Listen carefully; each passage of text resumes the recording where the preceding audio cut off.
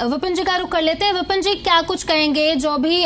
तीनों ने कहा उसको लेकर के, और सबसे बड़ी बात कि क्या अब जो बुलडोजर एक्शन हो रहा है वो रुकेगा संसद में सवाल उठाने के बाद, मुद्दा उठाने के बाद?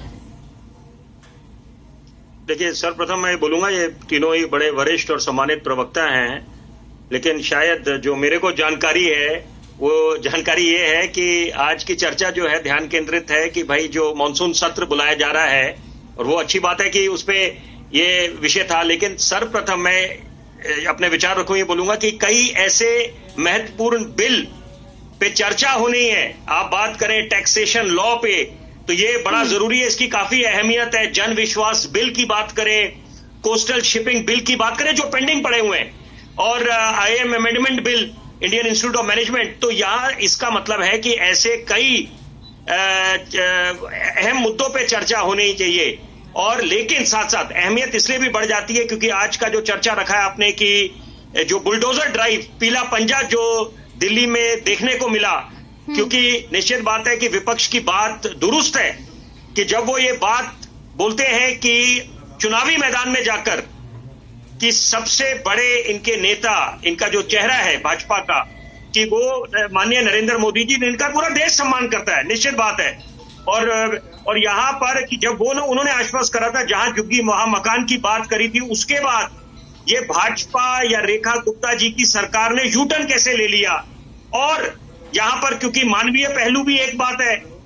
ये तो एक बात हो गई, लेकिन सिक्के का दूसरा पहलू ये भी है कि यहाँ पर जो अतिक्रमण हो रखा है या सरकारी जमीनों पर, पब्लिक लैंड पे इंक्रोचमेंट हो रखा है,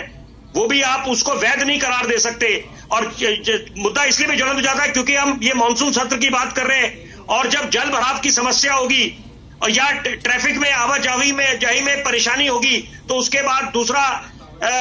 दोषारोपण शुरू हो जाएगा। तो इसका मतलब ये जो भाजपा की बात करें, रेखा गुप्ता जी की सरकार की बात करें, उनके मंत्रियों की बात करें, तो वो ये बात बोल रहे हैं कि जल, जहां पर स्टॉर्म वाटर ड्रेन्स थे, public land, government land encroach था, उसको खाली कराया गया है, तो पीला पंजा वहां चला है। तो यानी कि इसका मतलब है दोनों पहलू है सिक्के के। लेकिन जरूरी बात यह है इस समय, क्योंकि दिल्ली को आपने विकसित बनाना है, बहुत अच्छी बात है। और शुभेंदु भाई जी ने जो बात बोली, मैं बिल्कुल उसकी तारीफ करूंगा कि बिल्कुल उन्होंने एक प्रैक्टिकल बात बोली है। अभी उन्होंने बोला पेरिस सिंगापुर की बात नहीं है कि यहाँ पर हम लोग जो है, निश्चित बात है, सौंदर्यकरण करना चाहता है, ये हर एक दिल्ली वाले का एक सपना है। मुन्ना खान जी, जब आपकी सरकार थी कांग्रेस की 1998 से लेकर 2013, बड़े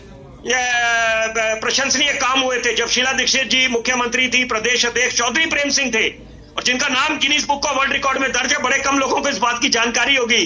कि 55 वर्षों से ज्यादा अपने विधानसभा क्षेत्र से हारे थे नहीं।